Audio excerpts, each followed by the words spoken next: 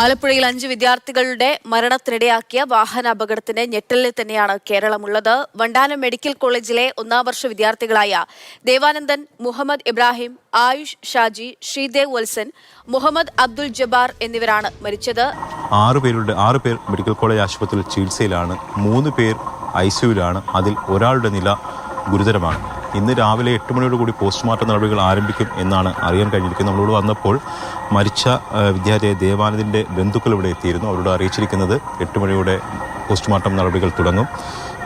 വളരെ വേഗം തന്നെ പോസ്റ്റ്മോർട്ടം പൂർത്തിയാക്കാനുള്ള സജ്ജീകരണങ്ങൾ ഏർപ്പെടുത്തിയിട്ടുണ്ടെന്നാണ് ആശുപത്രി അധികൃതർ പറയുന്നത്. 2 ടീമുകളിലായിട്ട് എത്രയും വേഗം പോസ്റ്റ്മോർട്ടം നടപടികൾ പൂർത്തിയാക്കുക, അതിനുശേഷം ക്യാമ്പസിൽ തന്നെ പൊതുദർശനത്തിന് വെക്കുക. പിന്നീടാണ് ഇവരുടെ നാടുകളിലേക്ക് മൃതദേഹം കൊണ്ടുപോകുന്നത്. ആലപ്പുഴ സ്വദേശിയായ ആയുഷ് ഷാജിയും അതോടൊപ്പം തന്നെ പാലക്കാട് സ്വദേശിയായ ശ്രീദീപ്, മലപ്പുറം സ്വദേശിയായ ദേവാനന്ദ്, അതോടൊപ്പം തന്നെ കണ്ണൂർ സ്വദേശി മുഹമ്മദ് ജബ്ബാർ, ലക്ഷദ്വീപ് സ്വദേശി മുഹമ്മദ് ഇബ്രാഹിം എന്നീ വിദ്യാർത്ഥികളാണ് ഇന്നലെ മരണത്തിന് കീഴടങ്ങിയത്. ഇനി 6 പേരാണ് മെഡിക്കൽ കോളേജ് ആശുപത്രിയിൽ ചികിത്സയിൽ ഉള്ളത്. ദേവാനന്ദിൻ്റെ ബന്ധുക്കൾ ഇവിടെ എത്തിയിരുന്നു.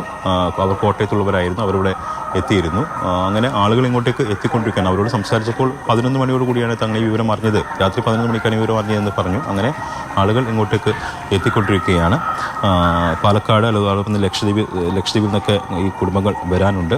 അവരെത്രയും വേഗം എത്തിക്കുന്നതിനുള്ള നടപടികളും സർക്കാരിൻ്റെ ഭാഗത്ത് നിന്ന് ഉണ്ടാകുമെന്ന് പ്രതീക്ഷിക്കുന്നു. എന്തായാലും വളരെ ദുഃഖകരമായൊരു സംഭവം ഇന്ന് രാവിലെ തന്നെ റിപ്പോർട്ട് ചെയ്യേണ്ടി വരുന്നു എന്നുള്ളതും അത് മനസ്സിലാക്കാവുന്നതാണ്. അപ്പോൾ അതിവൈകാരികമായൊരു സ്ഥിതിവിശേഷമാണ്. കാരണം 5 വിദ്യാർത്ഥികളാണ് ഈ ക്യാമ്പസിന് നഷ്ടമായിരിക്കുന്നത്. 3 വിദ്യാർത്ഥികൾ ജീവനോട് മല്ലിട്ടുകൊണ്ടിരിക്കുകയാണ്. എന്തായാലും ഈ 3 വിദ്യാർത്ഥികളുടെ ചികിത്സകൾ മെച്ചപ്പെട്ട രീതിയിൽ തന്നെ പുരോഗമിക്കുന്നുണ്ട്. ഒരാളുടെ ശസ്ത്രക്രിയ ഇന്നലെ കഴിഞ്ഞു.